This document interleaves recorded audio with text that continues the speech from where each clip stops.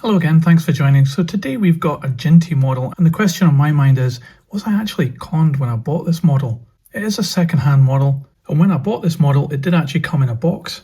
This one, in fact, a Hornby Railroad box, and I thought I was getting a Railroad model Jinty here.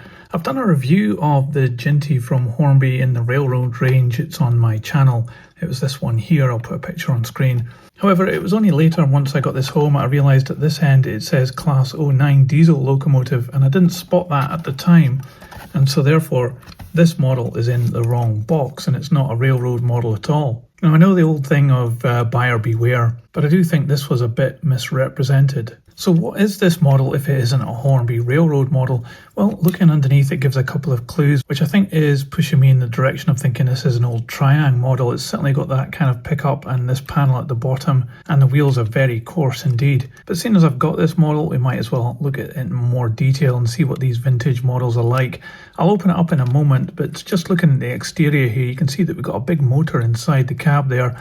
And yeah, that blocks all kind of chance of having any interior at all. Up top, I do like the fact that we've got these two metal whistles here, and the printing on the side is not too bad at all. It's pretty clear. I guess it's just, well, that's a transfer for sure, and I can see a bit of it's come away anyway. But it is a fairly basic body shell. There's not much detail added onto it, but we do have things like rivets and handrails, and even a number at the front, which has been all moulded into the main piece of plastic. The coal in the bunker is not too bad, I suppose, but you can see how thick this plastic is around the edges of it. There's no glazing on the windows. And looking down here at the buffers, I think these are actually made of metal and pushed through the plastic and bonded in there, probably glued. And we have this red section down here on the buffer beam with no detail on it, but it is nice and clear and solid colour. The couplings underneath are screwed on, and you can see this part here is screwed on as well, where we've got the pickup on the outside of these two wheels here.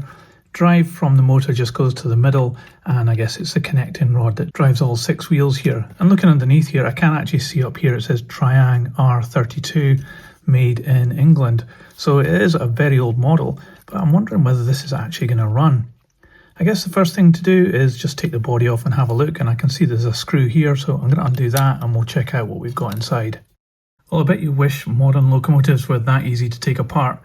Anyway, now with the body off, we can see the motor sitting up here into this metal chassis. It all seems to be complete, which is good, but just having a look inside there at the motor, it's really not that clean at all, so I'll probably give that a bit of a clean up. But you can see that the mechanism is working, it is turning these wheels, so that's good news at least. I don't hold much hope that this is going to run just perfectly straight away, so let me just clean up inside the motor there first, give the wheels a bit of a clean as well, and then we'll put it on some track and check it out. Well, that took quite a while. I don't actually even think this locomotive's been cleaned since it was new. Anyway, I've given it a clean up as best I can, and I've got it here on some old Hornby track, and I'm using my H&M controller on 12 volts DC to give it some power, so let's see what happens. Okay, so nothing at all really. Well, it did actually make a bit of a noise, but it just didn't get going, so I'm gonna have to give it a bit more of a service.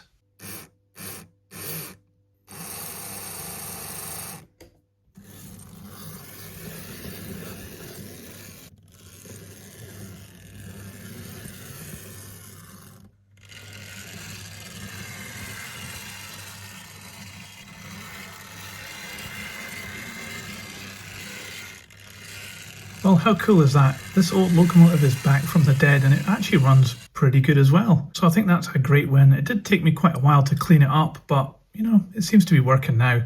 Anyway, let's put this on the scales and we'll see how much it weighs.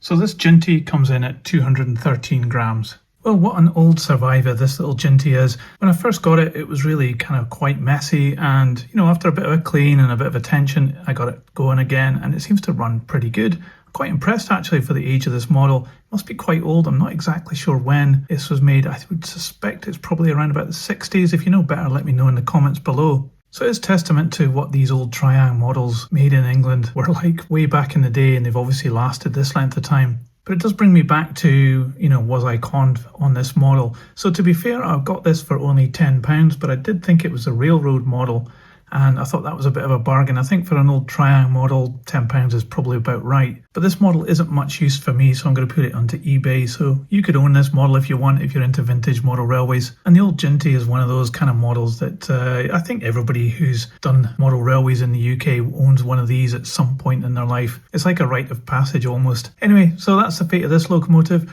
and thanks for watching this video. I hope you enjoyed me doing up this old loco, and I'd also value your comments about whether you think I was conned or not in the comments below, so let me know what you think. And that's it for this one. I'll see you on the next video. So model trains, model worlds, choo choo, model trains, in tiny worlds, choo choo, model trains, model worlds, choo choo, model trains, in tiny worlds, choo choo.